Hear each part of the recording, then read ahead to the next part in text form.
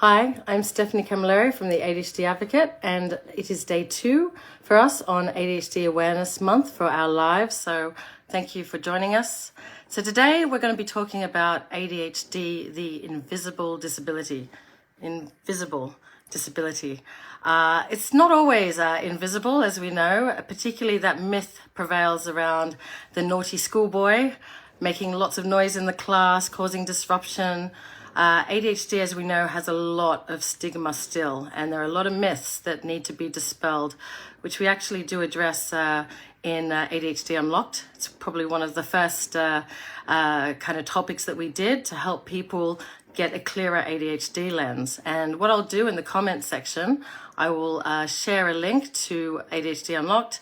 And if you follow the Facebook page, you can actually see the recap we did about ADHD myths. But my business partner, Michelle Beckett, is an expert in that area. So do come and join ADHD Unlocked, and you'll be able to access a lot more of the webinars as well as the ADHD myths busting. But back to ADHD, invisible disability. There are many reasons why this is a disability that has been invisible and I guess still unfortunately remains invisible to teachers at school, even GPs, psychiatrists, unfortunately. And the reason is that there's still not enough ADHD awareness. There's still, unfortunately, diagnostic criteria that is lacking the emotional dysregulation component of ADHD, which I would argue is probably the most crippling aspect of ADHD. So Dr. William Dodson, he's a psychiatrist in the US, and he came up with a more functional definition of ADHD that I definitely feel applies a lot more, given all the clients that we coach at the ADHD Advocate. Now, the functional definition of ADHD that Dr. Dodson proposes, he talks about ADHD as having an interest-based nervous system, as opposed to the usual importance-based nervous system. So the interest-based nervous system, what that means, and you may have heard about the Ferrari brain, bicycle brake analogy, but the brain, what fuels the ADHD brain is authentic interest. So for an ADHDer to be able to engage, we've got to be authentically interested. Because as a parent, you probably have noticed that if your child's got ADHD, they would have no problems being focused on their computer games or on some of their friends. But when it comes time to doing maybe their homework or helping you out with the chores, their focus is just gone, or just day-to-day things. And it can be really puzzling. And that's why ADHD definitely gets a bad rap, because you kind of hear, well, hang on, they can focus when they want to. And unfortunately, and we see this in coaching all the time, but it always comes down to expectations, which is why we're really pushing for the importance of getting the ADHD lens, is because it's a matter of can't versus won't, right? And you can't adjust your expectations, like set achievable expectations and set everyone up for success unless you understand the condition, the brain wiring, that in order to engage, we really need that authentic interest. So that's very important. So you can set achievable standards as well. And that's going to very much reduce conflicts. But also for the person with ADHD, it's going to reduce that shame and guilt and negative self-talk that they're going to be plagued with for a long time. Unfortunately, with ADHD, a lot of people are getting diagnosed later in life, again, because there wasn't that awareness. Again, by the very nature of ADHD, you've got an inattentive type, which very much is the case with girls and women. And, they're not jumping up and down and causing mischief in the classroom. In fact, they're more the kind of daydreamy ADHD, kind of sitting in the classroom and not really actually being picked up, because they're not causing any kind of issues or disturbances. In fact, they're kind of daydreaming, their mind's wandering. Unfortunately, these kids with ADHD get labeled daydreamy, inattentive, kind of lazy, or even stupid. And again, that's the message that they receive. So we just really want to very much drive home how important it is that with ADHD to be able to understand it and to look through that lens, so that we're setting the right expectations, not only for ourselves, but if you're dealing with other ADHDers, being able to adjust your expectations and set achievable standards and understand what is needed in order to help that ADHD succeed. So the other invisible disability we've got here is part of that emotional dysregulation component that's not a part of the current DSM-5 diagnostic criteria, which relates to the emotional dysregulation component. That includes something called rejection-sensitive dysphoria.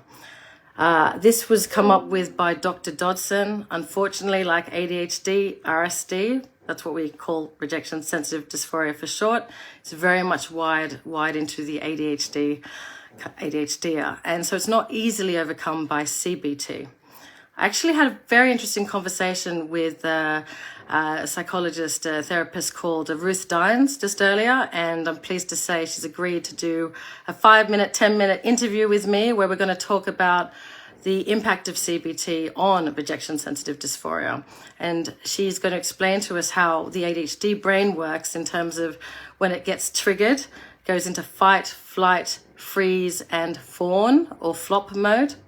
And the thing is, the fawning mode is very much related to the rejection-sensitive dysphoria, because what happens with RSD, when we feel like we're rejected or we perceive that we're being rejected, we go into literally like a hole. It's crippling pain, and ADHDers will do anything to avoid it. So that's why we become either people pleasers to avoid being rejected. We become perfectionists, so we're above reproach, right? If you're the best at everything, no one can criticize you, okay? Which, as you can imagine, is very tiring and a huge source of burnout for adult ADHDers. Again, that, to avoid the RSD, need to work really hard and do everything perfectly. And unfortunately, they apply the same standard across everything, which, as we know, is not sustainable, not healthy. And the third thing is avoidance. A lot of ADHDers will avoid the things that they may possibly fail at to basically avoid rejection-sensitive dysphoria.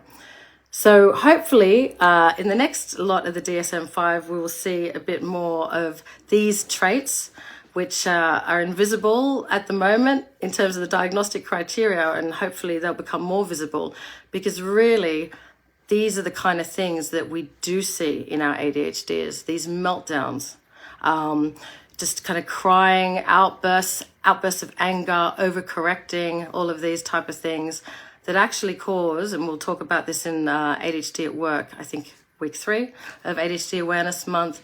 But a lot of the reason why ADHDers in the workplace end up having to leave the workplace is due to interactions they've had either with their managers or with their colleagues that have led to this triggering of rejection-sensitive dysphoria.